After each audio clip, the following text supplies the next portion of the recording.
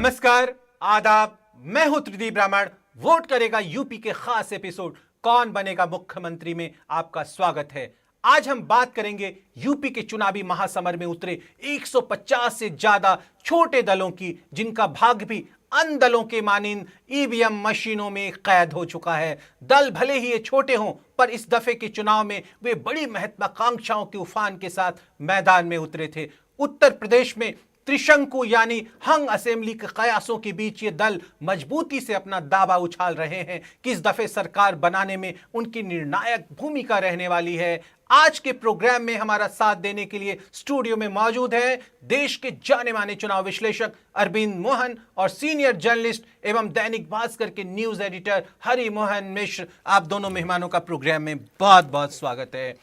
पहुंचना जरूरी है ओस पर पहली किरण पड़ने से पहले, किलकते बच्चों के चुप होने से पहले, किसी दावानल में, किसी बिहू में घिरने से पहले हमें पहुंचना है। इससे पहले कि हम अपने चुनावी सफर को आगे बढ़ाएं, हम आ पहुंचे हैं उस सियासी नेपथ्य के जानिब जहां चुप सन्नाटों की भी अपनी जुबान है, ठूठ आहटों की भी अपनी भाषा है। पेश है उन्हीं बदकहियों की दास्ता बयानी चुनावी चटपट में। आईपीएल विवाद का कभी भी पटाक्षेप हो सकता है। सूत्रों की माने तो देश की खुफिया एजेंसी ने आईपीएल पर एक जांच रिपोर्ट सरकार को सौंप दी है। इस रिपोर्ट में ललित मोदी के करीबी रहे कुछ आईएएस, आईपीएस व आईआरएस अधिकारियों के नाम भी शामिल हैं और इनकी बातचीत का ब्यौरा भी इस रिपोर्ट में दर्ज है। इस रिपोर्ट में इंडियन रेवेन्यू सर्विस के डायरेक्टर लेवल के एक अधिकारी की तमाम बातचीत का ब्यौरा भी दर्ज है। सनद रहे कि ये वही अधिकारी हैं जो इंटरनेशनल ट्रीटी टैक्सेशन के तमाम मामले देखते हैं। ये रिपोर्ट फिलवक्त वित्त मंत्रालय को आगे की कार्रवाई के लिए सौंप दी गई है।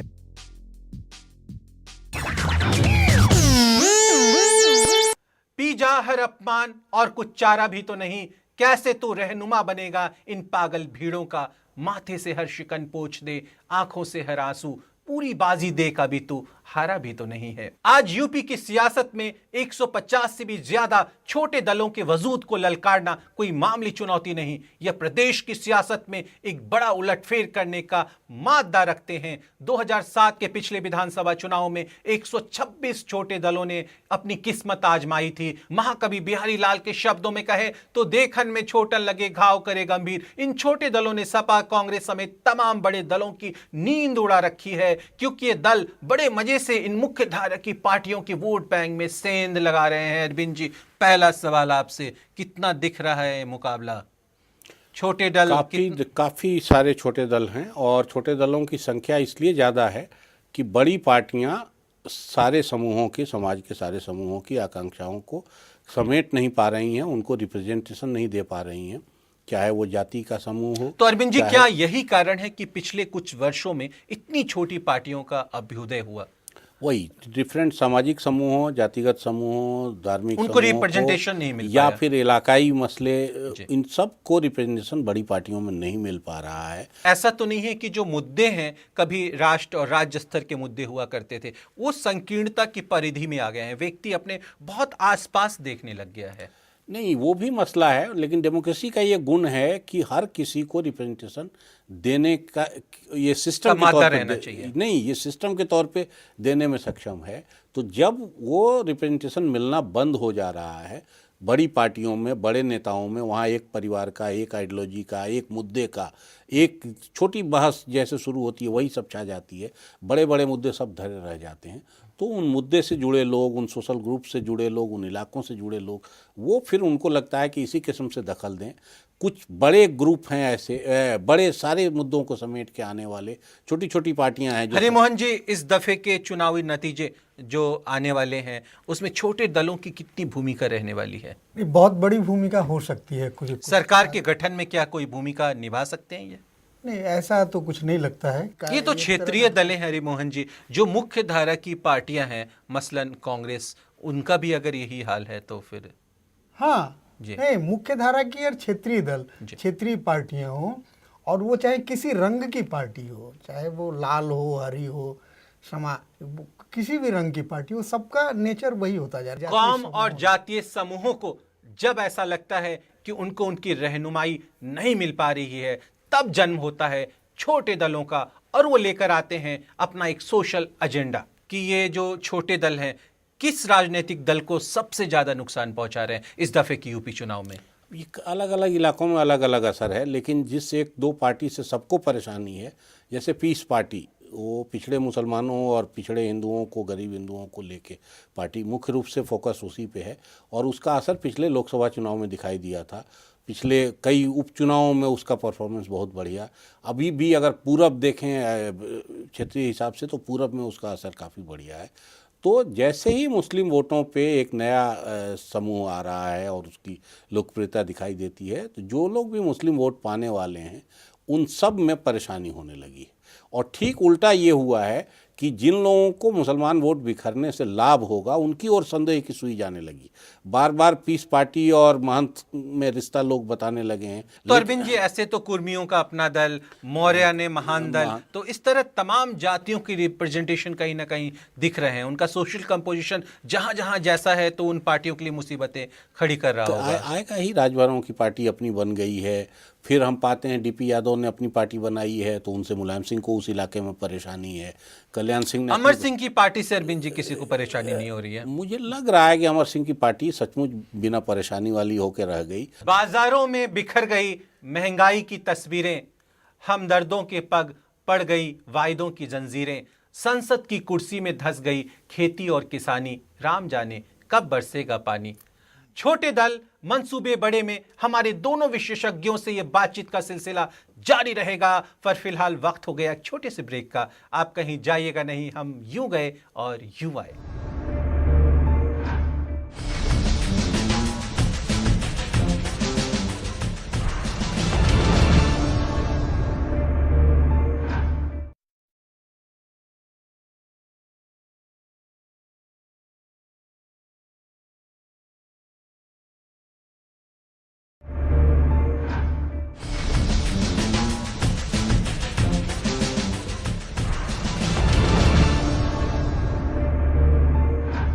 ब्रेक के बाद आपका फिर से स्वागत है वोट करेगा यूपी के खास एपिसोड कौन बनेगा मुख्यमंत्री में। आज हम बात कर रहे हैं छोटे दल मंसूबे बड़े की। इस चर्चा में हमारा साथ देने के लिए देश के जाने माने इलेक्शन एक्सपर्ट अरविंद मोहन और दैनिक भास्कर के न्यूज एडिटर हरिमोहन मिश्र यहां आज स्टूडियो में मौजूद हैं। आइए हम अपनी उसी बातचीत के कारवा को आगे बढ़ाते हैं। समाजवादी पार्टी जो मुस्लिमों की सबसे बड़ी रहनुमा पार्टी बनने का दावा करती है, उनके लिए पीस पार्टी, उलेमा काउंसिल, इत्तेहादे मिल्लत काउंसिल, कौमी एकता दल जैसी छोटी पार्टियां सिर दर्द बनकर उभरी है। बड़े मजे से मुस्लिम वोट बैंक में ये सेंध लगा रही है। 2009 के लोकसभा चुनाव में पीस पार्टी को 4.5% मत प्राप्त हुए थे। इसके बाद हुए उपचुनाव में यह पार्टी कई सीटों पर दूसरे नंबर पर रही। इस चुनाव में अकेले पीस पार्टी 150 से ज्यादा सीटों पर अपने प्रत्याशी लड़ा रही है। अरविंद जी, अरशद मदनी हमारे साथ एक खास इंटरव्यू में कह रहे थे कि छोटे जो दल हैं वो मुसलमानों के हक की बात ठीक से रख नहीं सकते, उनकी ज़रूरत नहीं है। उनकी लीडरशिप को चैलेंज है पीस पार्टी अपने आप में, क्योंकि वो उस तरह से पॉलिटिक्स चला ही नहीं रहे हैं। इनकी पॉलिटिक्स कौम के उस तरह के मसलों को लेके है ही नहीं। ये गरीबी के सवाल को, बेरोजगारी के सवाल को, डेवलपमेंट के सवाल को एड्रेस कर रहा है। तो स्थापित जो लीडरशिप है कौम की, उनको तो दिक्कत होगी इससे ज़रूर।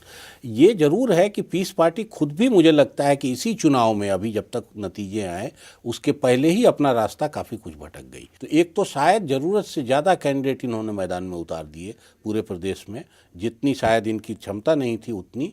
फिर उसमें यही हुआ कि जो भी पैसे लेके आया होगा, जो भी थोड़ा विनेबल दिखता होगा, जो भी थोड़ा मजबूत दिखता होगा, उसको टिकट पकड़ा दिए। दूसरा, अपराधियों को टिकट दिया। इन दोनों से पीस पार्टी की इमेज खराब हुई। भटक रही है पीस पार्टी जिन उद्देश्यों के लिए उसका गठन हुआ था। भाजपा जिसकी नजर इन चुनाव में शुरू से ही पिछड़ी और अति पिछड़ी जातियों के वोट बैंक पर है। जनवादी पार्टी के साथ भाजपा का चुनावी गठबंधन इसी बात की पुष्टि करता है। नोनिया चौहान और बिन मल्लाहों का प्रतिनिधित्व करने का दावा करने वाली जनवादी पार्टी का महादलितों में असर का दावा है। इस पार्टी का असर आजमगढ़, मऊ, गाजीपुर बेल्ट में देखा जा सकता है। जनवादी पार्टी 4 सीटों पर चुनाव लड़ रही है। मऊ जिले के मधुबन और घोसी में तथा अतरौलिया और जखनिया जो आजमगढ़ जिले के अंतर्गत आने वाली विधानसभा सीटें हैं वहां पर इन्होंने अपने उम्मीदवार उतारे हैं। अरविंद जी, कितना असर दिख रहा है? देखिए, 4 सीट पे लड़ने से इसका असर ज़्यादा दिख रहा है। पीस पार्टी ने अपना कैंडिडेट बिखेरा है और इन 4 में जो हम लोग को खबर है उस हिसाब से मधुबन में इनका कैंडिडेट बहुत बढ़िया पोजीशन में। अरविंद जी, जो ऐसे छोटे दल होते हैं क्या अपना ये वोट ट्रांसफर करा पाते हैं? जो इतना इंटेंस, जिनका एक जाति, एक ग्रुप, एक समूह, एक इलाके में असर है, उनमें तो ये असर होता है और बल्कि अब उन्हीं में ये क्षमता बची है, बड़ी पार्टियों में ये क्षमता नहीं बची है। सपा के मुस्लिम वोट बैंक में सेंध लगाने में जुटी कौमी एकता दल की स्थापना अगस्त 2010 में हुई थी। विधायक और माफिया डॉन मुख्तार अंसारी, उनके भाई सिबागुतुल्लाह अंसारी और पूर्व सांसद अफजाल अंसारी इनके संस्थापक सदस्यों में से एक हैं। जेल में बंद मुख्तार अंसारी मऊ और घोसी से चुनाव लड़ रहे हैं, पर वो इस दफे इस दिलचस्प मुकाबले में फंस गए लगते हैं और उनकी जीत पर भी अनिश्चय के बादल मंडरा रहे हैं। क्या लग रहा है अरविंद जी, मुख्तार अंसारी?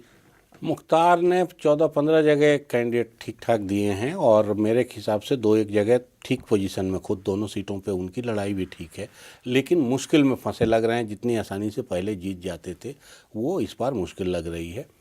लेकिन उससे भी ज़्यादा मुश्किल मुझे अमर सिंह जी को लेके लग रही है, क्योंकि उनका पार्टी तो हम सब ने सीट वाइज भी एनालिसिस किया है, कहीं भी उनकी पार्टी का कैंडिडेट आता नहीं दिख रहा है। हरिमोहन जी, पूर्वांचल में कितना असर है अमर सिंह का? बचा रह गया असर? और ठाकुरों में कितना असर है? अमर सिंह का कभी भी असर नहीं था।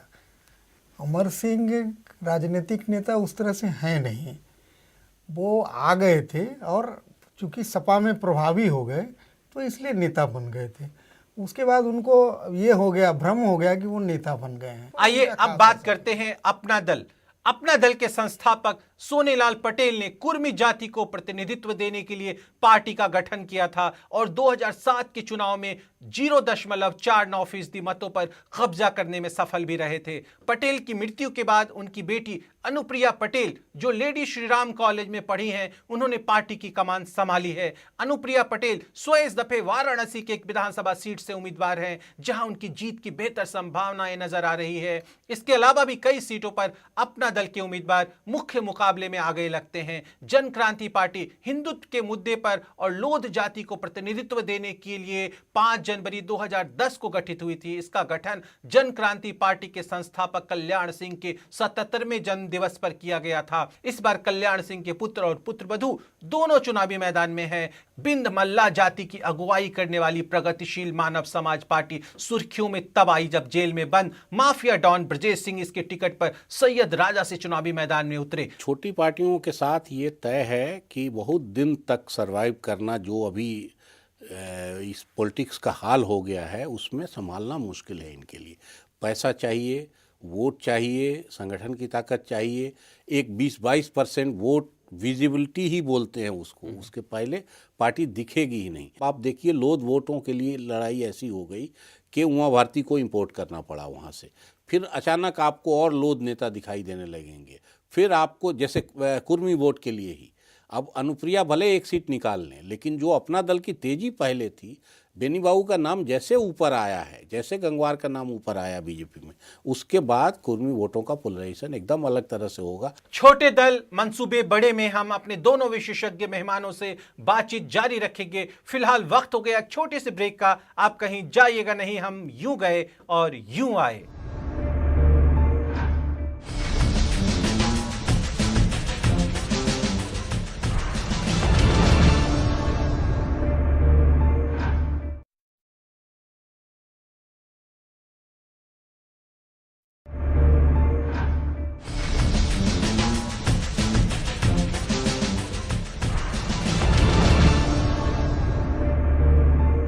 ब्रेक के बाद एक बार फिर से आपका स्वागत है यूपी चुनाव 2012 पर आधारित एक खास कार्यक्रम कौन बनेगा मुख्यमंत्री में। हम बात कर रहे हैं छोटे दल मंसूबे बड़े की। आइए अपनी बातचीत के कारवा को आगे बढ़ाते हैं।